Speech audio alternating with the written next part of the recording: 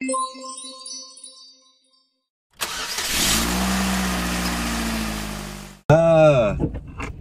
Hollinworth, welcome to the MCG race car. Thanks. It's nice. It's a nice car. You say that now, but it's wet, and this thing has the traction of a, I don't know, I was going to say a snail, but they have quite good traction. Yeah, that's what people typically say about them. I think you've got to put good tyres on it first. Yeah, I didn't get you here as a snail expert. Let's talk about you. Who are you and what do you do? I'm Luke. I've been a tax depreciation consultant with MCG for the last just over 12 months, I think. Before that, I was working as a site inspector just for about 3 years with MCG. How many inspections do you think you've done? Oh, that's good. I reckon 3,000 or so, I reckon. That's a lot of houses. When I first started doing inspections, people would say to me, oh, how cool, you get to go into people's houses and look at all their stuff. Like, at what point does that kind of wear off and all houses just kind of tend to look the same? I suppose you get a bit of that, but there's some times where you get really nice houses and just a bit of a break up from the usual routine of, you know, go to a Northern Beaches house or something like that where it's just a bit extravagant. Yeah. But that's still refreshing, I suppose. But you know, I suppose it would get a bit boring, a bit monotonous. I suppose after about 6 months or so, it's just like you start getting into that routine, and everybody's houses just start to feel the same for the most part, I think. Although you would have seen some stuff which we commonly refer to in the trade as weird shit. Anything stand out? No, it's actually been. I've had somewhat of a vanilla experience. Have you really? As a site inspector, I think. No, sort of like fluffy handcuffs. I've seen those. No, there was. There was disposed of. How do I put this? You put it, and then we'll figure out whether we can air it or not. There are. Okay. We'll cut that one out, eh? Just hanging out or in the bin? It was just on the floor. The property was. Why are you checking in the bins? The property was empty. Right. Ready for cleaning or ready for new tenants. I don't know. It was a lovely gift for the new tenants. There you go. Yeah, that's about it. That would qualify as weird. I did find a KFC bucket of nitrous oxide canisters. That was a good one. Because the kids are huffing the gear. The NOS.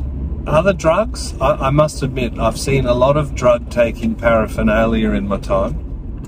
Yeah, I haven't so much. You have had a vanilla experience. Yeah. For 3,000 houses, you must have been in a very sort of vanilla area. I think I saw a nudie calendar once. Nudie calendar. Yeah, no, it's yeah. What about yourself? Have you come across a bit of paraphernalia? Yeah, bits and pieces. I did once see a handgun on top of a bag of pills, but I then figured out that it was like a replica handgun and they were sort of like BB gun pellets. But it was very terrifying for a short space of time. What were the pills? Well, they were pellets. They weren't, I thought like these were like ecstasy tablets or something. I had no idea. It was quite terrifying. And there was a knife. So it was a bag of pills, what I thought was, a handgun and then a knife on top. And the knife just seemed overkill. You've already got a handgun, you don't need to make it any more terrifying. But let's get back to you, because this is your interview in the MCG race car. What do you like most about sort of working in the office on the depreciation deductions for our clients as opposed to on site?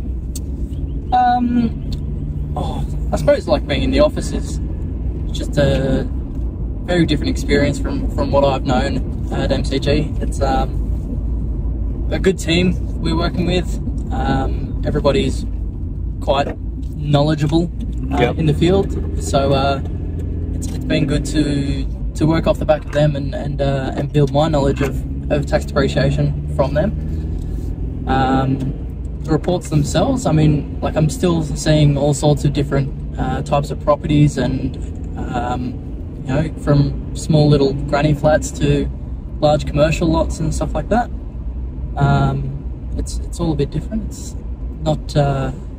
not where I envisioned my career heading. If you were to ask me 5 years ago where I would be. Now hang on, like everyone aspires to work in tax depreciation. I don't think I knew what tax depreciation was 5 years ago, so I couldn't have had it as a goal, as a career goal, to be fair. I would have said like 5 years younger than you are now, I would have been the same. But you enjoy it? Yeah, absolutely. No, it's been pretty rewarding. Do you know where you're going? No idea.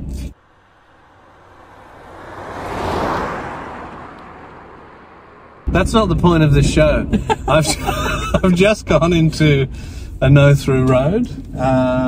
So yeah, well, I'm going up here. That's what I'm doing. Oh, beautiful. There's literally no point to the car aspect of this show. Oh. It's just, yeah, just I don't know. the background. Yeah, I don't know. This is just what people do now. It works for that fella that jumped out of the plane with Tom Cruise. It works for Jerry Seinfeld. So why couldn't it work for us? I think there could be more of a car aspect to the show. You reckon? I think so. People would like that. What about a drifting? I would like a drifting edition. Let's see what can be done around this closed sort of. Whoa, hello. What does this button do? Well, don't press that one. That's death. So what about the real Luke Hollinworth? What do you want to share with us? With what essentially will be a public Facebook post about what you're into on the weekends. What do I get up to? I've been doing a bit of go-karting recently. Oh yes. I was went out last night with a mate, and I was like the slowest one there. Really? To be fair. That's a real kick in the teeth, because anyone that works at MCG will know that we had a go-karting event and Luke absolutely pantsed everybody. We contend that it's because his body weight is somewhere around 50 kilos, but he can actually steer. So, and you were the worst. Oh, second worst. There was about 6 of us. Yeah. And one of the blokes there had a full race suit and boots and helmet and gloves. You want to deliver if you show up in that sort of get-up. Was he number one? He was not. No, yeah, he got shown up. That's garbage. Yeah. That's garbage. That made me feel a bit better. So you're into the go-karts? Well, let's talk about, let's get deep. We're normally about as deep as a kiddie pool on this show, if it is a show. What are you passionate about that you hope to achieve in your lifetime? Oh, that's a good one. I hope I can be, I suppose, providing a service to help others, I think, is where I want to be at the end of my career. Yep. Doing something that is really, yeah, I suppose, that's it. I had a mind blank. Hold on. A life of service in some way, or this gets cut down. Or a net. No, it's warts and all, mate. Yeah. Oh, yuck. So something that really matters. Something that helps others, I suppose. Like, I don't want to do something all for myself or for personal gain or anything like that. Yeah. Yeah, I'd like to end my career and be someone that can say that they've helped out. That's good.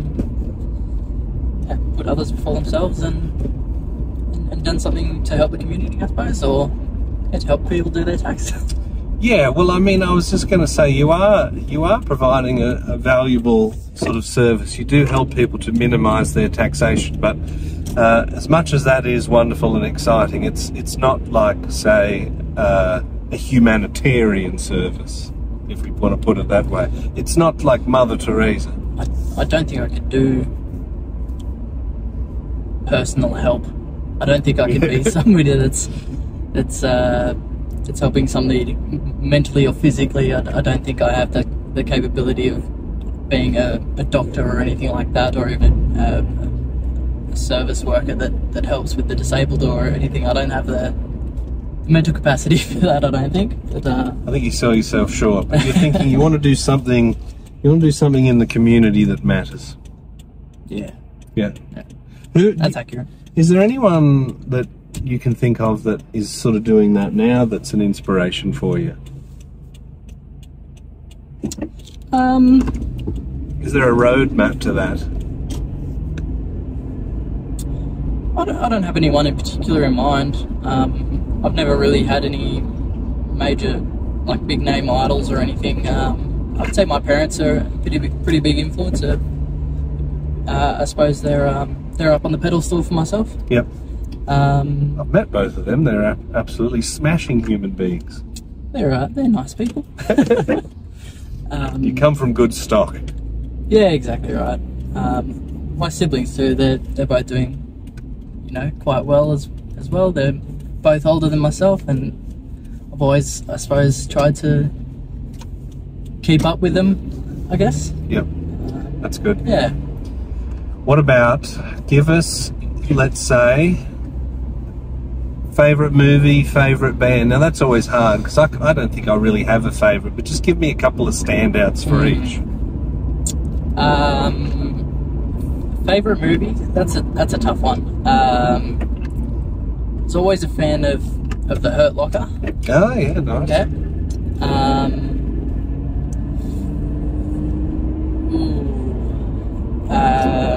Favourite artist, I would say Flume. Favourite band, Holly at the moment, I think. Okay, never heard of either of them. Both Australian. So what's interesting there is I said band and you said artist, because that just shows that I am old and you're not.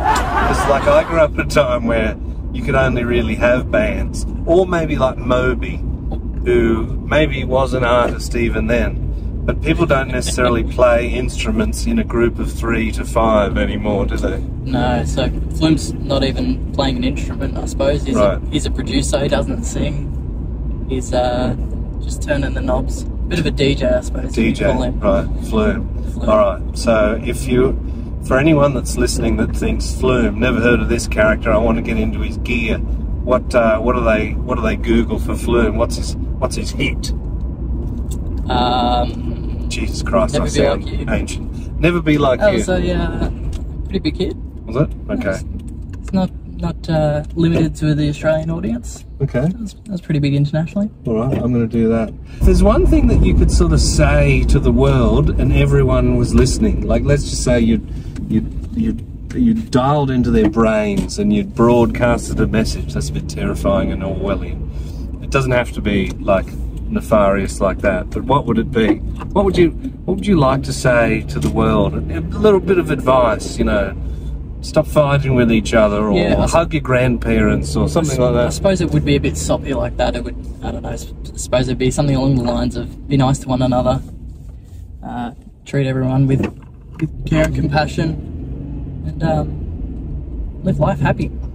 That is a lovely way to finish a lovely episode of the MCG Race Car with Luke Hollinworth. Thank you for joining me. Thanks for having me.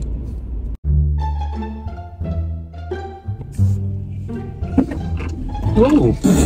Good start. That's a good blooper. We nearly T-boned an oncoming vehicle. I'm going to look it up. What if there's one thing that you could say? Whoa! Pardon me. We did lose a little bit of traction on the roundabout. It's very wet. If you're right there? I'm good. I trust you driving. If